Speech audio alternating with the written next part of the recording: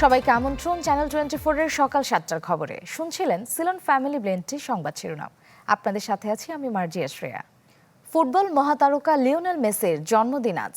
39-এ পা রাখলেন এই খুদে জাদুকর, যিনি বয়সকে পরিণত করেছেন স্রেফ সংখ্যায় আর নিজেকে তুলে ধরেছেন প্রশংসাসূচক বিশেষণের ঊর্ধ্বে। সর্বকালের সর্বসেরা খেতাবের দাবিদারও তিনি। এবারও বিশ্বকাপ আর জন্মদিনের সংযোগে লিওনেল মেসির কাছে নতুন কিছু দেখার অপেক্ষায় ফুটবল বিশ্ব। জন্মদিনে সেরা উপহার নাকি মানুষ নিজেই নিজেকে দেয়। লিওনেল মেসিও নিজেকে উপহার দিয়েছেন গোল করে বিশ্বের কোটি কোটি মানুষকে আনন্দে ভাসিয়ে। ফুটবল রেকর্ড বুক পায়ে লুটুপুটি খেয়েছে এই খুদে জাদুকরের। যেন তারা চেয়েছে মেসি নতুন করে কিছু লিখুক রেকর্ডের জমিনে। অস্ট্রিয়ার বিপক্ষে হ্যাটট্রিকে রাঙাতে পারতেন ৩৮তম জন্মদিন, সেটা হয়নি তাতে কি। রেকর্ডময় ম্যাচে জোড়া গোলে রচনা করলেন ফুটবল নামক কবিতার অমর পংক্তিমালা। পায়ের ছন্দে সবুজ মাঠের বুকে জন্ম দিলেন স্বপ্ন দৃশ্য। তার আগে আলজেরিয়ার বিপক্ষে হ্যাটট্রিকে ট্রেলার নিয়ে ক্যানসাসে হাজির হয়েছিলেন আর্জেন্টাইন বিস্ময়। প্রতি 4 বছর পর বিশ্বকাপ উন্মাদনায় মাতে পুরো বিশ্ব। যেদিন থেকে এই মহারণে মেসির যাত্রা, সেই 2006 বিশ্বকাপে জন্মদিনের সপ্তাহখানেক আগে প্রথম বিশ্বকাপে গোলের দেখা পান মেসি। পরের আসরে গোল না পেলেও 2014 বিশ্বকাপে গোলের হালি পূর্ণ করেন। জন্মদিনে ঠিক পরের দিন নাইজেরিয়ার বিপক্ষে জোড়া গোলে নজর কাড়েন সবার।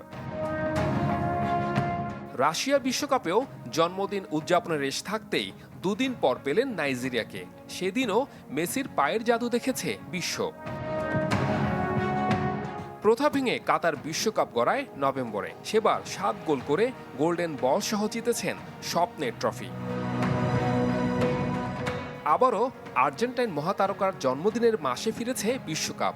39 বছরে পা দিয়ে সবুজ গালিচায় আরও নতুন নতুন মহাকাব্যের সাক্ষী হতে চায় ফুটবল বিশ্ব। গোল বলের আকাশে ধ্রুবতারা হয়ে জ্বলজ্বল করবেন অনন্তকাল। শুভ জন্মদিন Lionel Andres Messi. Saiful Majumdar, channel 24। জলবায়ু সহনশীলতায় বিশ্ব নেতাদের সম্মিলিত উদ্যোগ চাইলেন প্রধানমন্ত্রী তারেক রহমান। চীনের দালিয়ানে বৈশ্বিক জলবায়ু সেমিনারে এ তাগিদ দেন তিনি। বলেন, জলবায়ু সহনশীলতা কোনো একক দেশের পক্ষে গড়ে তোলা সম্ভব নয়। এদিন গিনির প্রধানমন্ত্রী ওয়ার্ল্ড ইকোনমিক ফোরামের প্রেসিডেন্ট ও সিইওর সাথে বৈঠক করেন তারেক রহমান। আজ অংশ নেবেন সামার দাভোসের বার্ষিক সভায়। চীন থেকে আশিকিন প্রিন্সের রিপোর্ট। প্রধানমন্ত্রী হবার পর এই প্রথম বৈশ্বিক কোনো সম্মেলনে তারেক রহমান। ওয়ার্ল্ড ইকোনমিক ফোরামের আমন্ত্রণে চীনের দালিয়ানে বৈশ্বিক জলবায়ু নিয়ে আয়োজিত সেমিনারে বক্তব্য রাখেন সরকার প্রধান। তারেক রহমান বলেন, জলবায়ু সহনশীলতা কোনো একক দেশের পক্ষে গড়ে তোলা সম্ভব নয়। এজন্য প্রয়োজন বৈশ্বিক সহযোগিতা, প্রযুক্তি বিনিময়, পর্যাপ্ত অর্থায়ন এবং সম্মিলিত অঙ্গীকার। পরে প্রধানমন্ত্রীর চীন সফর নিয়ে সংবাদ সম্মেলনে কথা বলেন তার দুই উপদেষ্টা। মাহাদি আমিন জানান, পরিবেশ সংরক্ষণে বর্তমান সরকারের নেয়া বিভিন্ন পদক্ষেপ বিশ্বের সামনে তুলে ধরেছেন প্রধানমন্ত্রী। এই সম্মেলনের মাধ্যমে তার যে মূল লক্ষ্য, বাংলাদেশে অধিকতর বৈদেশিক বিনিয়োগ নিশ্চিত করা, কর্মসংস্থান সৃষ্টি করা, জলবায়ুর সহনশীলতা এবং টেকসই উন্নয়নের যে অগ্রযাত্রা রয়েছে সেটিকে আন্তর্জাতিক বিনিয়োগ এবং অংশীদারিত্বের সাথে আরও গভীরভাবে সম্পৃক্ত করা। একই সঙ্গে বাংলাদেশের ব্যবসা যে সবার জন্য উন্মুক্ত, আমরা ডিরেগুলেশন করছি, ইকোনমিক লিবারালাইজেশন করছি, ফরেন ইনভেস্টমেন্ট অ্যাট্রাক্ট করছি, সেগুলোর জন্য কিন্তু বৈশ্বিক বিনিয়োগকারীদের যে আস্থা তৈরি করা, একটা প্রতিযোগিতামূলক পরিবেশ তৈরি করা, সেগুলো নিয়ে ধারাবাহিকভাবে আলোচনা চলছে। প্রধানমন্ত্রীর চীন সফরে দুই দেশের সম্পর্ককে আরও শক্তিশালী করবে বলে মনে করেন প্রধানমন্ত্রীর পররাষ্ট্র বিষয়ক উপদেষ্টা Humayun Kabir. A lot of interaction, the political side of this visit, where we build with the aim of strengthening our relations with an important development partner. এছাড়া গিনি সহ 7টি দেশের সরকার প্রধানের সাথে বৈঠক হয় তারেক রহমানের। বৈঠক হয়েছে ওয়ার্ল্ড ইকোনমিক ফোরামের প্রেসিডেন্ট ও সিইওর সাথেও। বুধবার ওয়ার্ল্ড ইকোনমিক ফোরামের সামার দাভোসের 17তম বার্ষিক সভায় অংশ নেবেন প্রধানমন্ত্রী। বুধবার ডালিয়ান থেকে বেইজিং যাচ্ছেন প্রধানমন্ত্রী তারেক রহমান। চীন সফরের আনুষ্ঠানিক কর্মসূচি শুরু হবে সেদিন থেকেই। বৈঠক করবেন চীনের প্রেসিডেন্টের সাথে, সই হবে বেশ কয়েকটি সমঝোতা স্মারক। আশাকিন প্রিন্স, চ্যানেল 24, ডালিয়ান, চীন।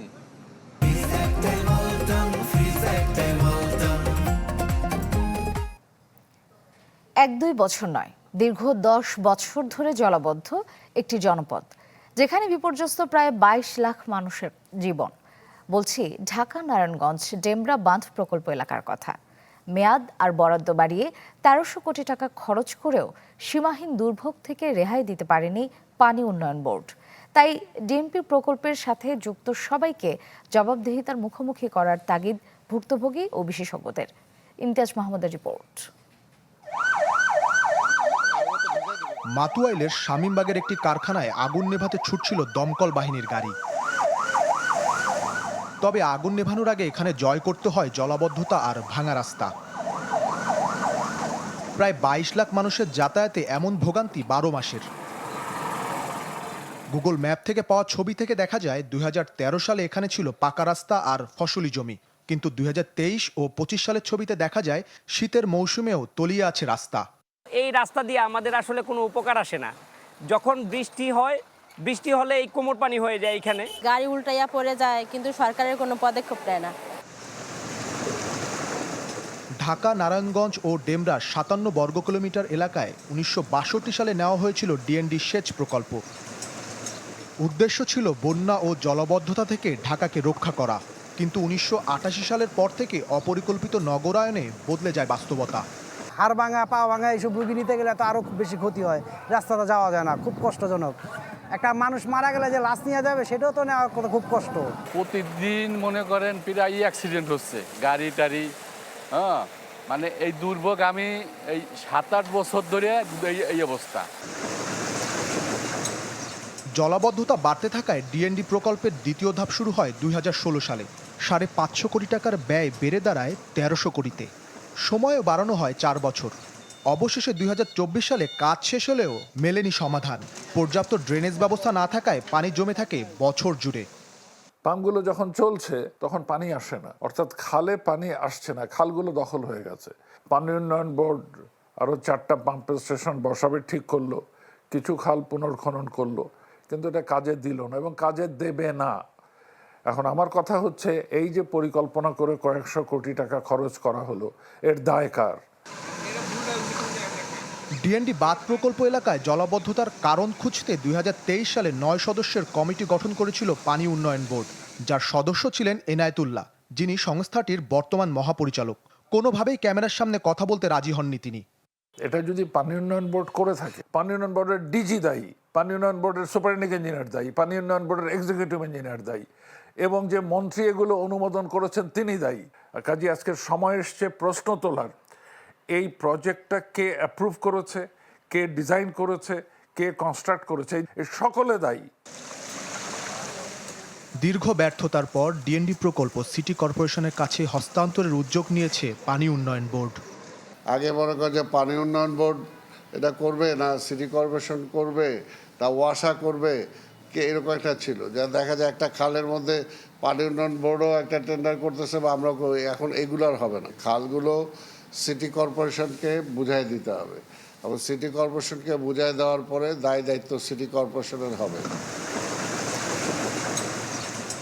মাতুয়াইলের শহীদনগর, শামীমবাগ ও আদর্শবাগ এলাকার জলাবদ্ধতার এই দুর্ভোগ সরকারের অজানা নয়, যা পরিণত হয়েছে এখানকার মানুষের জীবনে স্থায়ী সমস্যায়। তাই নতুন সরকারের কাছে এই সীমাহীন দুর্ভোগ থেকে মুক্তি চায় এলাকাবাসী।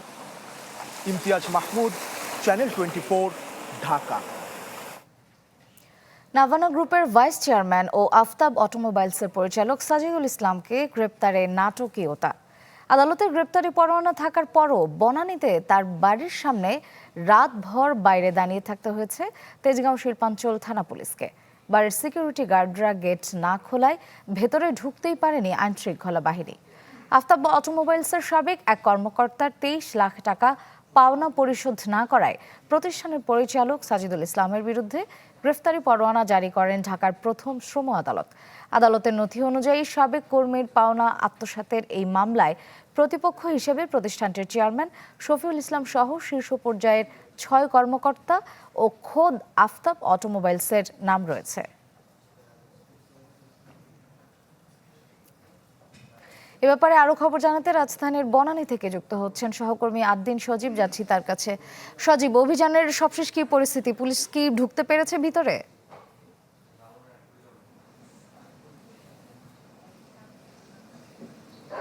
আসলে ঘড়ির কাঁটা ধরে যদি বলেন প্রায় 7 ঘন্টা পেরিয়ে গেছে, কিন্তু পুলিশের অবস্থান, পুলিশের যে গাড়ি বা ভ্যানটি রয়েছে সেটি এখনও সাজেদুল ইসলামের বাসার যে সামনের অংশ সেখানেই সেই ভ্যানটি রয়েছে এবং আমরা দেখতে পাচ্ছি যে পুলিশের একেবারেই মানে স্বাভাবিক যে হাঁটা চলা বা খোঁজ খবর নেওয়া ঠিক সেরকম মানে এক বড় পরিসরে যে এক ধরনের অভিযান বলতে যে ধরনের শব্দ বা কিংবা যে ধরনের চিত্র আমাদের সামনে ভেসে আসে সাধারণত, সেটা কিন্তু এ যাত্রায় আমরা সেভাবে করে দেখিনি। আমরা যখন খবর পাই প্রায় 12টার দিকে এসে আমরা দেখি যে পুলিশ সদস্যরা তারা গ্রেফতারি যে ওয়ারেন্ট রয়েছে সেই ওয়ারেন্টের কপি সামনে নিয়ে তারা কথা বলছিলেন। গেটের যে দারোয়ান বা কেয়ারটেকার যারা রয়েছেন তাদের সঙ্গে বারবার কথা বলছিলেন যে তাদের কাছে তথ্য রয়েছে এবং গ্রেফতার ওয়ারেন্ট রয়েছে। সেটা সাজেদুল ইসলাম, যিনি নাভানা গ্রুপের ভাইস চেয়ারম্যান এবং আফতাব অটোমোবাইলসের পরিচালক, তিনি যে বিষয়টি আপনি বলেছেন যে কারণে তাকে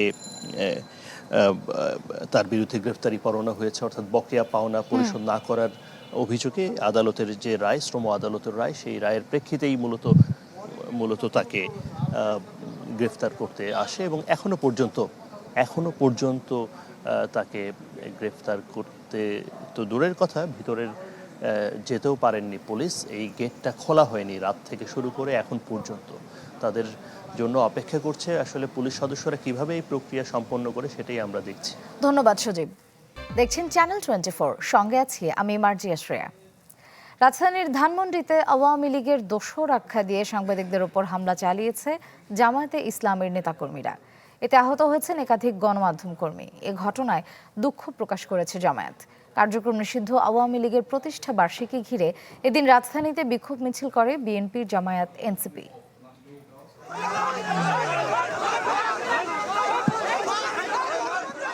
কার্যক্রম নিষিদ্ধ আওয়ামী লীগের দোসর আখ্যা দিয়ে ধানমন্ডি 32-এ সাংবাদিকদের উপর এই হামলা জামায়াতে ইসলামী ঢাকা মহানগরের ধানমন্ডি শাখার নেতাকর্মীদের। এতে আহত হন বেশ কয়েকজন গণমাধ্যম কর্মী। আমি সেই কথার প্রতিবাদ করছি যে আপনি এই ধরনের কথা গণমাধ্যম কর্মীদের বলতে পারেন না।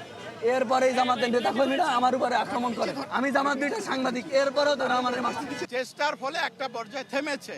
এখন আমরা আমাদের যদি কেউ ভুল করে থাকে, আমি সকলের পক্ষ থেকে এর আগে এই এলাকায় বিক্ষোভ মিছিল করে জামায়াত, ঘোষণা দেয় যে কোনো মূল্যে প্রতিহত করা হবে আওয়ামী লীগকে। বাংলাদেশে জামাত ইসলামী ছাত্র শিবির এবং আজকে বলে রাখি মহিলা জামাত ছাত্রী সংস্থা সহ যারা আছে, এরা জীবিত থাকতে বাংলাদেশে আওয়ামী লীগের পুনর্বাসন হতে দেব না। আর কোনদিন আওয়ামী লীগ ফিরে আসবে না, আর কোনদিন স্বৈরাচার ফিরে আসবে না। আওয়ামী লীগের প্রতিষ্ঠাবার্ষিকী ঘিরে গুলিস্তান এলাকায় বিক্ষোভ মিছিল করে বিএনপি ও অঙ্গ সংগঠনের নেতাকর্মীরা। বিক্ষোভ মিছিল করেছে জুলাই আন্দোলনকারীরাও।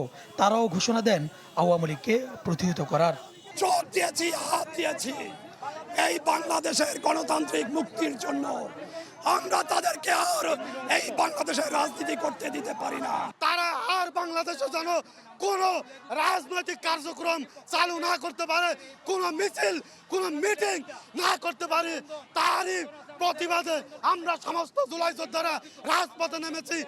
এদিন রাজধানীতে সতর্ক অবস্থানে ছিল আইন শৃঙ্খলা বাহিনী। আটক করা হয়েছে বেশ কয়েকজন সন্দেহভাজনকে। মিছিল এবং সমাবেশ বা জমায়েত হওয়ার মাধ্যমে তারা আসলে বাংলাদেশ সরকারকে একটা বিব্রতকর অবস্থায় ফেলতে চায়, আইন শৃঙ্খলার অবনতি ঘটাতে চায়। সর্বোচ্চ সতর্ক অবস্থায় আছি। যে কোনো ধরনের নাশকতা, যে কোনো ধরনের পরিকল্পনা নস্যাৎ করে দেওয়ার জন্য আমাদের সব ধরনের প্রস্তুতি আছে। কার্যক্রম নিষিদ্ধ আওয়ামী লীগের প্রতিষ্ঠাবার্ষিকী ঘিরে রাজধানীতে রয়েছে 18,000 পুলিশ, 6 জেলায় সেনাবাহিনী আর 5 জেলায় মোতায়েন আছে বিজিবি। সুলতান মাহমুদ আরিফ, চ্যানেল 24, ঢাকা। আওয়ামী লীগের বিচার না হলে ক্ষমতায় থাকতে পারবে না বিএনপি, এমন হুঁশিয়ারি 11 দলের। প্রতিবাদ সমাবেশে জুলাই হত্যাকাণ্ডের বিচারে সরকার স্লথ গতিতে এগোচ্ছে বলে দাবি তাদের। আওয়ামী লীগ আমলে সংঘটিত সকল গুম, খুন, বিচার বহির্ভূত ও গণহত্যার বিচারের দাবিতে রাজধানীতে 11 দলের এই প্রতিবাদ সমাবেশ,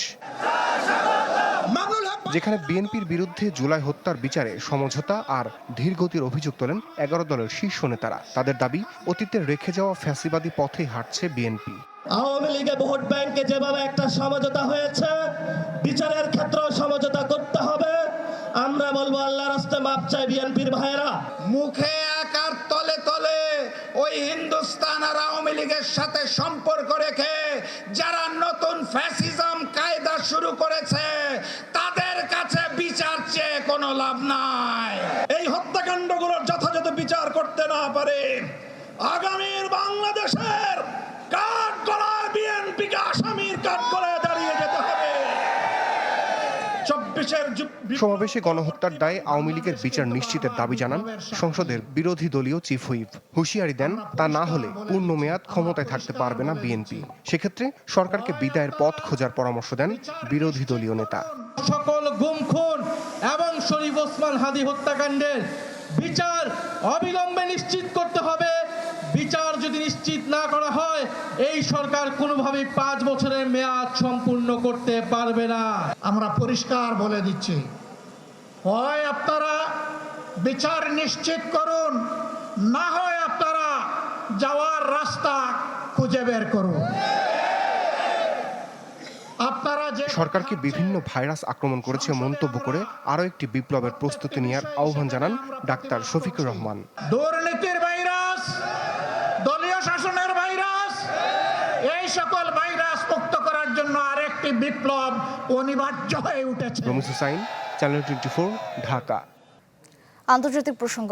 গাজায় শিশুদের লক্ষ্য করে ইসরায়েলি সেনাদের হামলা জাতিগত নিধন, মানবতাবিরোধী অপরাধ ও যুদ্ধাপরাধের অংশ। অধিকৃত পশ্চিম তীরেও একই অপরাধ করে আসছে ইসরায়েল। জাতিসংঘের একটি আন্তর্জাতিক স্বাধীন কমিশনের তদন্তে এমন তথ্য উঠে এসেছে। প্রকাশিত প্রতিবেদন নিয়ে কমিশনের কর্মকর্তা শ্রীনিবাসন মুরালীধর জানান, ফিলিস্তিনি শিশুদের নির্বিচারে লক্ষ্যবস্তু ও হত্যা করা হচ্ছে। এমনকি গত বছরের অক্টোবরে যুদ্ধবিরতির পরও থামেনি হত্যাযজ্ঞ।